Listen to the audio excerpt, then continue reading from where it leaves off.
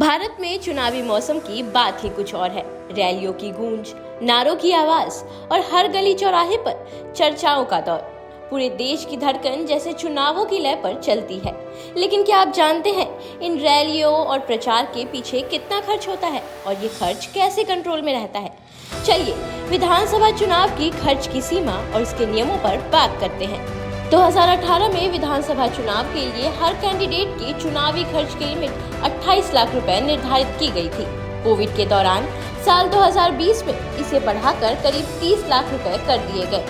फिर साल 2022 में इलेक्शन कमीशन ऑफ इंडिया ने इस लिमिट को बढ़ाकर 40 लाख रुपए कर दिए।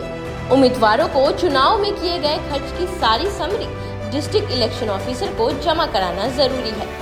इलेक्शन कमीशन ऑफ इंडिया ने कैंडिडेट्स और पार्टियों को किन किन चीजों पर खर्च करने की इजाजत दी है, तो इसमें शामिल है जनसभाएं और रैलियां, बैनर, पोस्टर और अन्य प्रचार सामग्री, केबल नेटवर्क, बल्क एसएमएस और सोशल मीडिया के जरिए प्रचार, प्रिंट और इलेक्ट्रॉनिक मीडिया में विज्ञापन, वर्चुअल प्रचार अभियान का खर्च, यूज्ड व्हीकल्स का खर्च, सभाओं और रैलियों में साउंड सिस्टम का खर्च। चुनाव आयोग के नियमों के मुताबिक हर राजनीतिक पार्टी को अपने चुनावी खर्च का पूरा ब्यौरा देना होता है।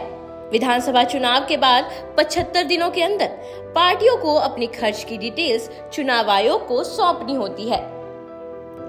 अगर कोई कैंडिडेट इस लिमिट से ज्यादा खर्च करता है तो चुनाव आयोग सख्त कार्रवाई कर सकता है।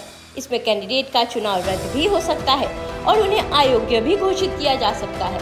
जनप्रतिनिधित्व अधिनियम यानी कि representation of the people act RPA 1951 की धारा 77 के तहत हर उम्मीदवार को नामांकन से लेकर परिणाम घोषित होने की तिथि तक किए गए सभी खर्च का अलग और सही खाता रखना जरूरी होता है।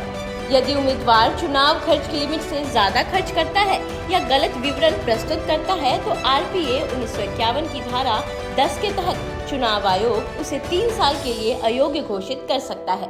इसीलिए कैंडिडेट्स के लिए यह जरूरी है कि वे अपने खर्च का सही हिसाब रखें और नियमों का पालन करें, क्योंकि चुनाव सिर्फ वोटों का खेल नहीं बल्कि कानून और नियमों का भी है। पारदर्शिता बनाए रखना हर पार्टी की जिम्मेदारी है ताकि चुनाव सही मायनों में निष्पक्ष हो सके।